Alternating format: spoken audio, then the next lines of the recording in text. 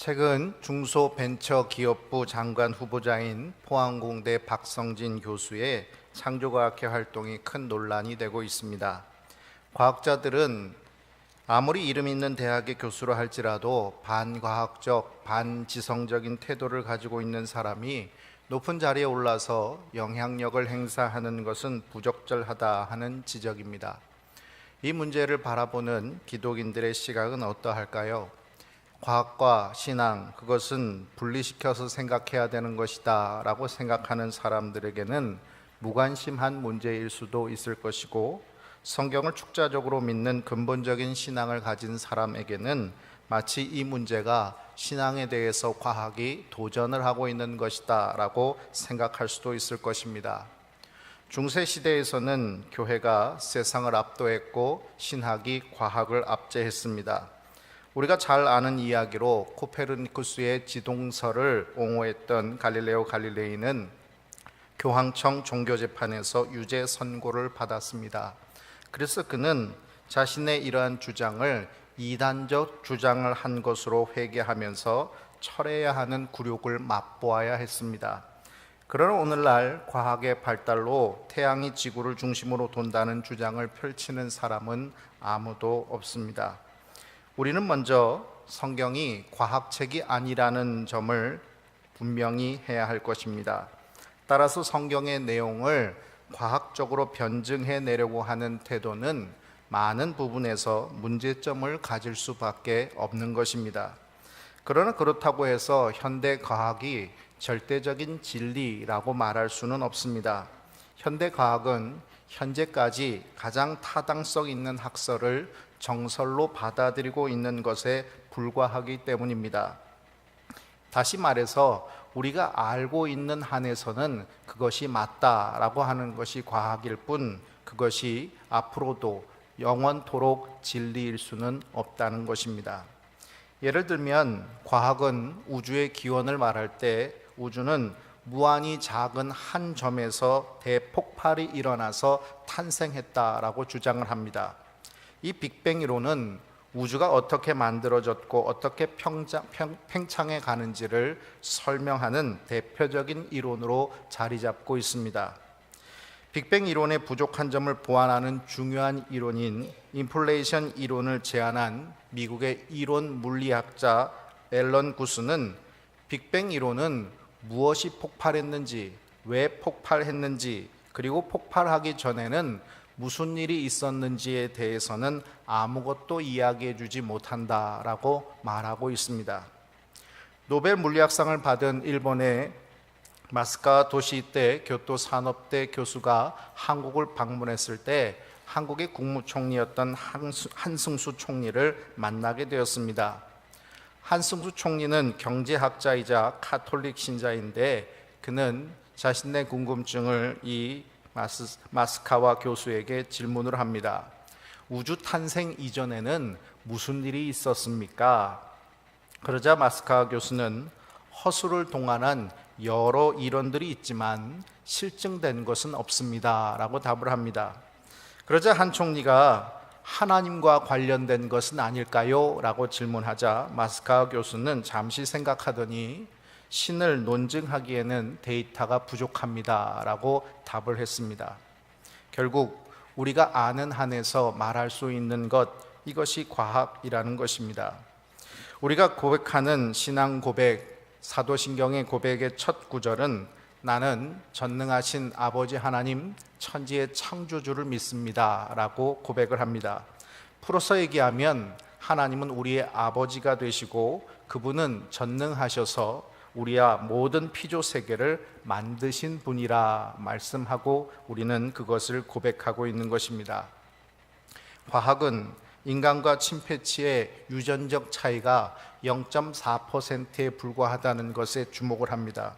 그래서 600만 년 전에 동일한 조상에서 나온 사촌 정도라고 이야기를 해서 과격하게 말하면 인류의 조상은 원숭이라고 이야기를 합니다. 우주의 대폭발로 인해서 인류는 우연하게 만들어진 존재라고 이야기를 합니다. 그런데 성경은 우리의 존재의 정체성을 바로 전능하신 아버지 하나님 안에서 발견할 수 있다라고 말하고 있는 것입니다.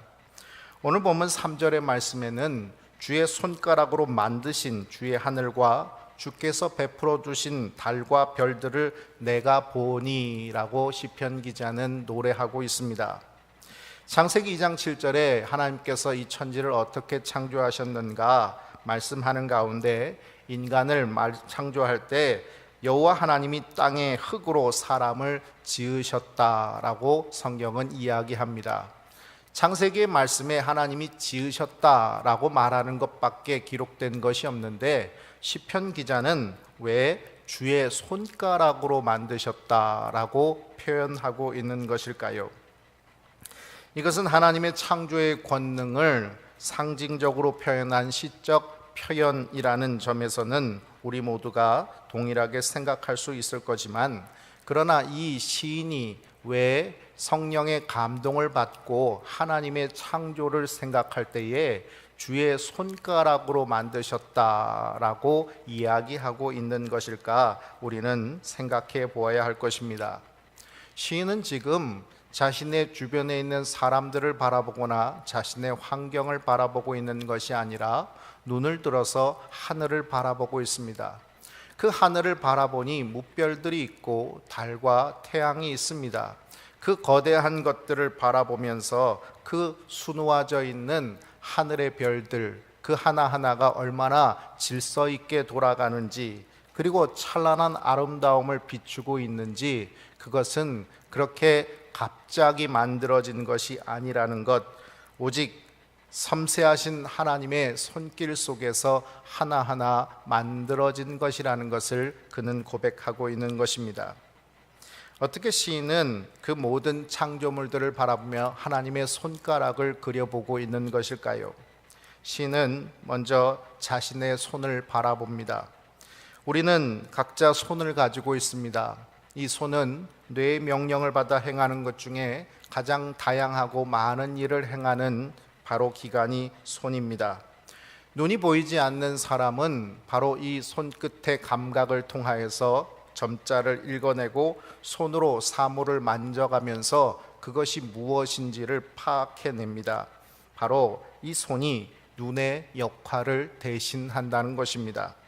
외국에 나가서 말이 통하지 않을 때 우리가 영어 하나 못하고 외국어 하나 못하더라도 웬만한 것은 의사소통이 되는 이유, 그것은 바로 우리가 손짓을 하면서 사람들과 의사소통을 하기 때문입니다. 손은 바로 우리의 입의 역할을 대신하여서 우리가 가지고 있는 의사를 전달할 수 있는 도구가 된다는 것입니다. 이렇듯 손은 단순히 몸의 기관의 한 기관을 넘어서 모든 눈의 역할도 하고 입의 역할도 하는 중요한 기관입니다. 따라서 독일의 철학가 임마누엘 칸트는 손을 가리켜서 눈에 보이는 뇌의 일부라고 말을 합니다. 이 시인은 지금 자신의 손이 하고 있는 수많은 일들을 생각하면서 하나님이 빚어놓으신 이 피조 세계들을 바라볼 때 이것은 하나님이 섬세하게 하나하나 주님께서 만들어주신 것이구나 하는 생각을 하며 그는 하나님께서 그 손가락으로 이것들을 하나하나 세밀히 빚으셨다라고 고백하고 있는 것입니다. 그런 부분에서 인간은 하나님의 형상으로 만들어졌습니다. 따라서 우리의 손을 바라보며 하나님의 손을 생각하는 이 시인의 고백은 바로 우리 인간이 손수 하나님의 손으로 빚어지신 하나님의 걸작품이라는 것을 고백하고 있는 것입니다. 오늘 우리는 어떻게 만들어진 존재일까요? 우리가 이 세상 속에서 내가 가지고 있는 재물의 수준, 내가 가지고 있는 지식의 수준으로 나를 바라보게 된다면 나는 그렇게 가치 있는 존재가 아닐 수도 있을 것이요, 또 어쩌면 대단히 다른 사람보다 내가 더 가치 있다라고 다른 사람과 비교해서 자기를 높이는 사람도 있을 것입니다. 그런데 성경은 하나님이 손수 빚어주신, 하나님의 걸작품이라고 우리를 말하고 있는 것입니다. 주의 손가락이라는 표현은 시인이 하나님의 피조 세계 속에서 하나님의 눈을 바라보고 하나님이 손짓으로 말씀하시는 그 하나님의 언어를 들으며 고백하고 있는 것입니다. 그 세밀하신 하나님의 생각, 그 모든 것이 주의 손가락을 통하여서 하나하나 빚어지고 그 마지막으로 우리 인간이 빚어짐으로 인해 하나님께서 나를 만들어 주셨다는 이 고백이 얼마나 놀라운 고백인지 모릅니다. 하나님의 손을 바라보며 우리의 손을 보고 있는 이 시편 기자의 모습, 하나님의 형상으로 창조된 우리에게도 하나님의 손이 있기에, 하나님께서 만들어 주신 손이 있기에 우리는 우리의 손을 펼쳐보며 하나님께서 우리를 어떻게 빚어주셨는가 하는 것을 생각해 볼 수 있습니다. 여러분 한번 손을 펴서 이렇게 보시기 바랍니다.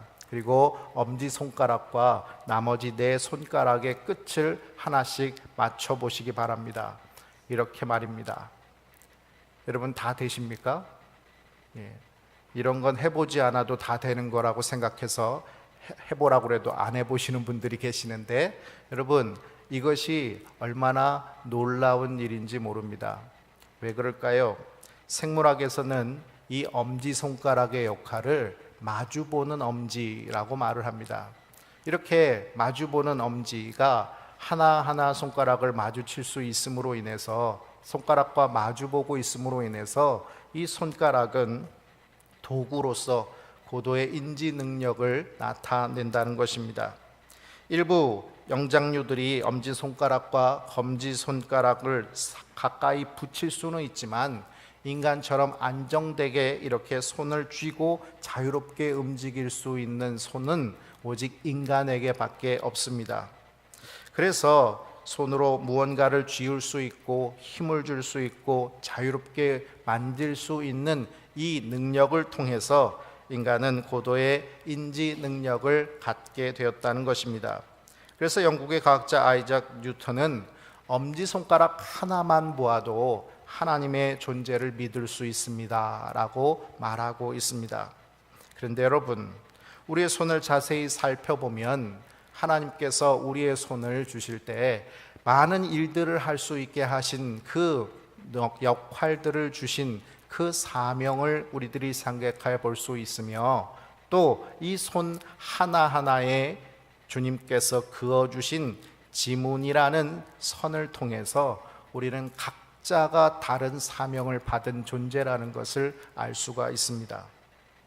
하나님께서 그 손가락으로 빚어주신 우주 만물의 모든 피조물들이 각자의 자기 역할을 감당하듯 오늘 우리도 똑같이 생긴 인류로서, 인간으로서 그저 살아가고 있는 존재가 아니라 한 사람 한 사람 주님께서 그 손가락에 지문을 하나하나 새기시면서 너는 태초부터 하나님의 섭리 속에서 만들어졌고 하나님께서 가지고 계신 그 귀한 계획 속에서 너의 사명을 감당해야 되는 존귀한 존재라고 우리를 불러주시는 것입니다.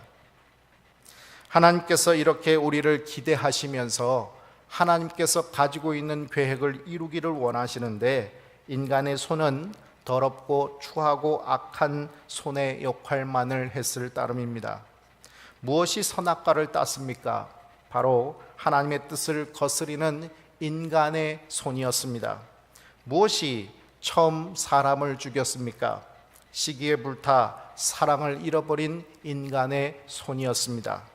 무엇이 하늘 끝에 닿는 교만의 탑인 바벨을 쌓았습니까? 하나님과 같이 되려는 교만한 인간의 손이었습니다. 그러나 예수 그리스도께서는 그 손에 못을 박아서 피를 흘려주심으로 우리가 손으로 짓는 모든 죄악을 사하여 주시고 그 구멍난 손으로 우리를 붙들어 주셨습니다. 4절 말씀을 우리 함께 봉독하겠습니다.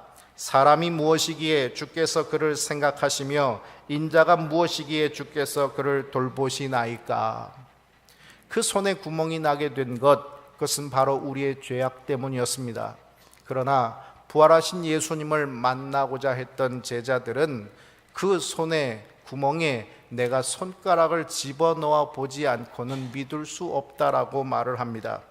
오늘도 우리는 주님께서 우리를 쓰다머 주시는 손, 등 토닥여 주시는 손, 일으켜 세워 주시는 주님의 손을 매일같이 만나고 있음에도 불구하고 우리의 삶 속에서 그 주님의 손이 짧아서 우리를 구원하지 못하시는 것이 아니냐, 주님의 손이 능력을 잃어서 우리의 삶이 이렇게 고난 속에 있는 것이 아니냐라고 하나님께 원망하고 있을지 모릅니다.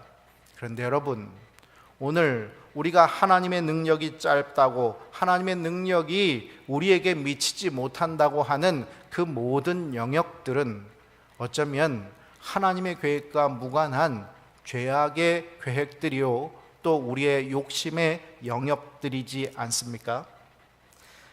하나님께서는 5절 그를 하나님보다 조금 못하게 하시고 영화와 존귀로 관을 씌우셨나이다 하는 시편 기자의 고백을 이어가게 하십니다. 하나님보다 조금 못하게 하신 인간, 바로 이 사람은 바로 에노스라는 원어의 말을 갖고 있습니다. 여러분, 에노스라는 말, 그 말은 창세기 4장 26절에 셋의 아들의 이름으로 에노스라는 이름이 나오고 있습니다. 그런데 그때의 사람들이 비로소 여호와의 이름을 불렀더라, 이렇게 성경은 기록하고 있습니다. 에노스라는 사람이 태어나는 그 순간 사람들은 하나님께 예배하기 시작했다는 것입니다.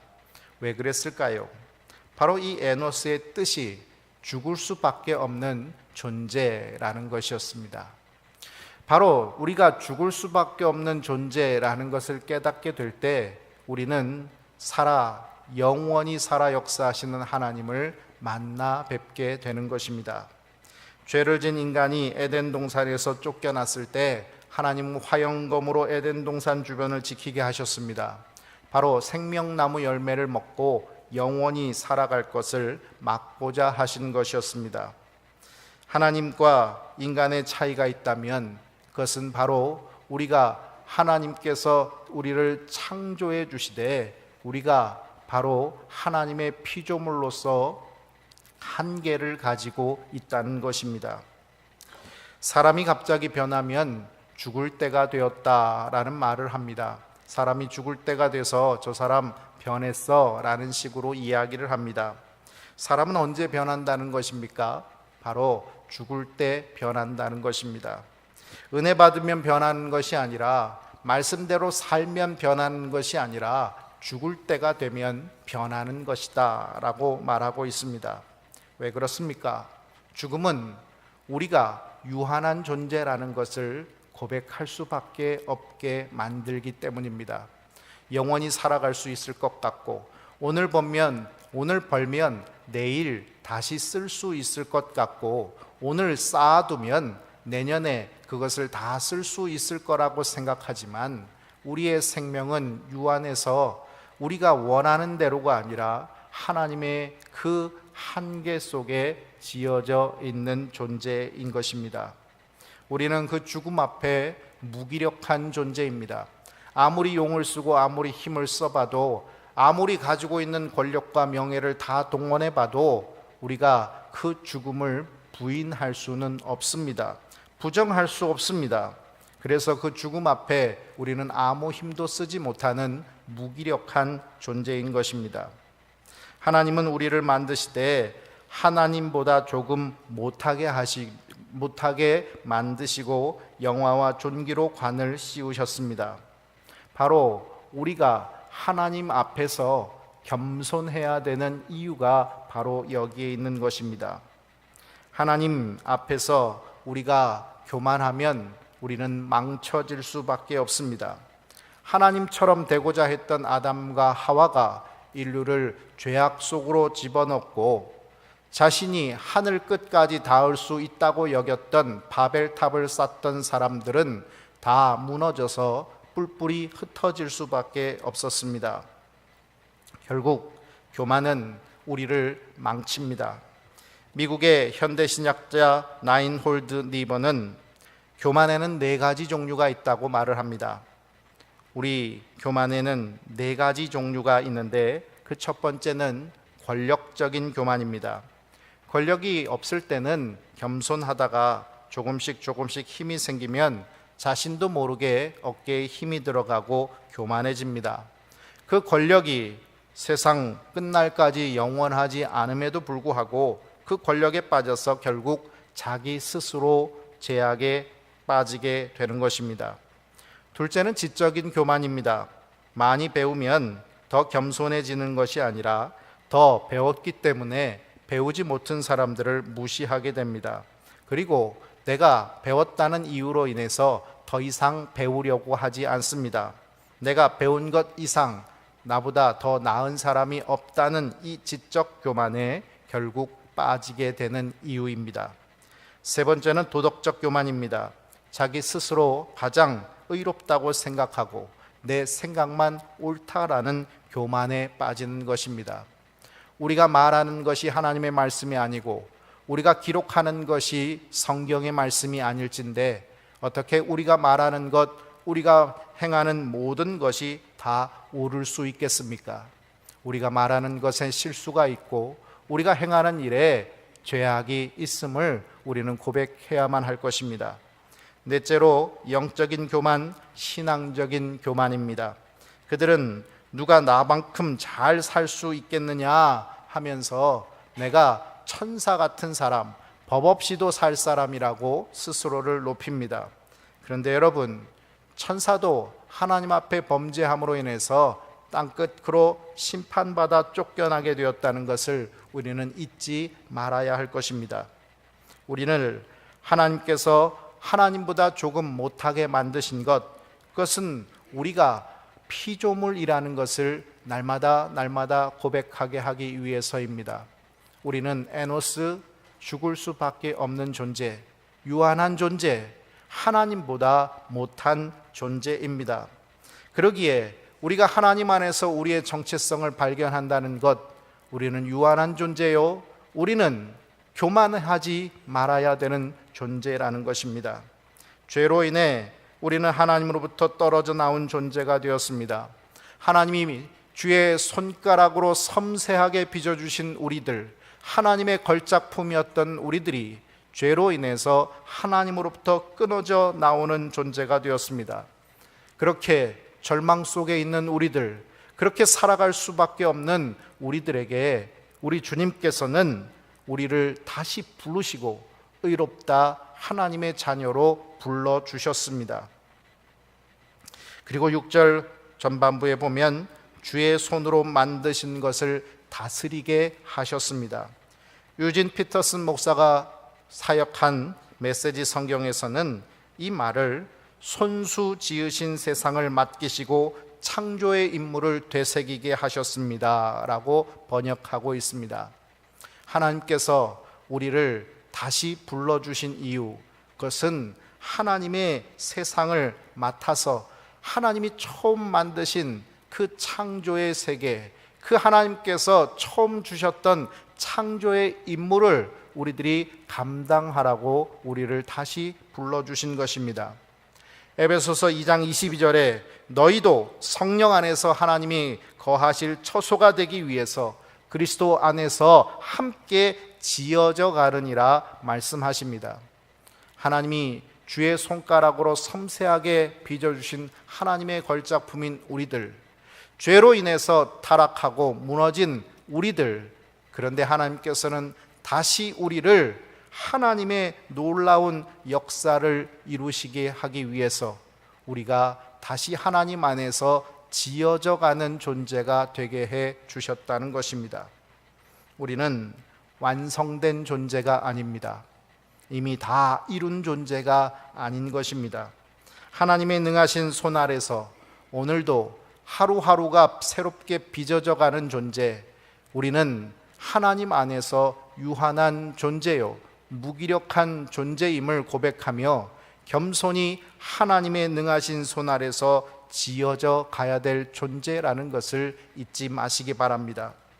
그렇게 하나님 안에서 빚어져 갈 때 오늘 하나님께서 우리를 다시 만져주시는 놀라운 역사가 우리 삶 속에서 늘 풍성히 일어나는 저와 여러분 되시기 바랍니다.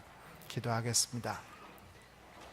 아버지 하나님, 우리를 만져주시고 만들어주시니 감사합니다. 주의 손가락으로 세밀하게 빚어주실 때 하나님 생각 속에, 하나님의 그 섭리 속에 우리를 어떻게 빚으셔야 되겠다 기대하시며 우리를 빚어주시는 그 하나님의 기쁨과 하나님의 감격이 우리에게 찾아지게 하여 주셔서 아버지 하나님 앞에 회개하며 나아갈 수 있는 우리들이 되게 하여 주시옵소서. 하나님의 섭리 속에 거룩한 피조물로 가장 아름다운 걸작품으로 만들어진 우리들이 이 세상을 망쳐버렸습니다. 우리 자신을 부셔버렸습니다. 하나님 용서하여 주시고 이제 함께 지어져 가라고 우리들에게 허락하신 이 교회 공동체 믿음의 형제 자매들과 함께 서로 기대고 서로 보듬어 주면서 우리의 손이 주님의 손이 되어 서로를 토닥여주고 서로를 안아주면서 우리가 함께 겸손히 주의 말씀에 순종하며 나아갈 수 있게 하여 주시옵소서. 우리가 손수 지으신 주님의 세상을 맡은 존재로 청지기적 사명을 감당해야 되는 우리의 삶을 살아갈 수 있게 하여 주시옵소서. 예수님의 이름으로 기도합니다. 아멘.